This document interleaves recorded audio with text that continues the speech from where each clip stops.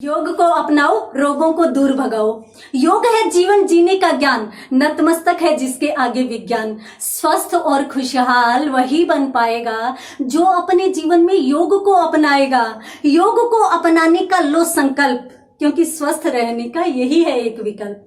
ये मैं बार बार स्लोगन क्यों बोले जा रही हूँ? अरे भाई, आज अर्थात 21 जून को अपन अंतर्राष्ट्रीय योग दिवस के रूप में मनाने जा रहे हैं।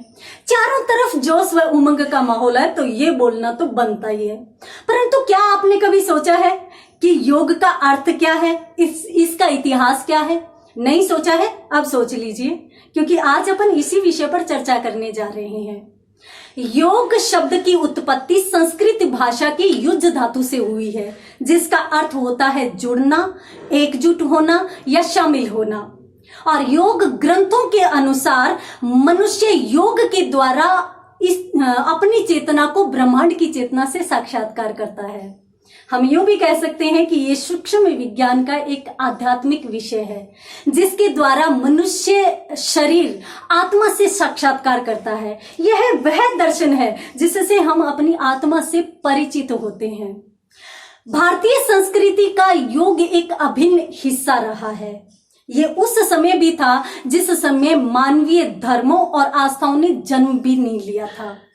और प्राचीन काल में हम आदि योगी या आदि गुरु के रूप में भगवान शिव को मानते हैं। धीरे धीरे जैसे जैसे सभ्यताओं का विकास हुआ, योग की तरफ भी ध्यान बढ़ता गया। और आधुनिक काल में स्वामी विवेकानंद जी द्वारा शिकागो की धर्म संसद में अपने ऐतिहासिक भाषण द्वारा संपूर्ण विश्व को योग से परिचित करवाया था। परंतु इसे अंतर्राष्ट्रीय पहचान तब मिली जब संयुक्त राष्ट्र संघ द्वारा 11 दिसंबर 2014 को 21 जून को योग दिवस के रूप में मनाने की घोषणा की गई, जिसकी पहल प्रधानमंत्री नरेंद्र मोदी द्वारा 27 सितंबर 2014 को संयुक्त राष्ट्र महासभा के समक्ष भाषण देकर की या प्रस्ताव रखकर की थी। 90 दिन के अंदर ही पूर्ण बहुमत से इस प्रस्ताव को पारित किया, जो किसी भी दिवस के लिए सबसे कम समय था। और उसके बाद 2015 से लगातार हम 21 जून को योग दिवस के रूप में मनाते आ रहे हैं।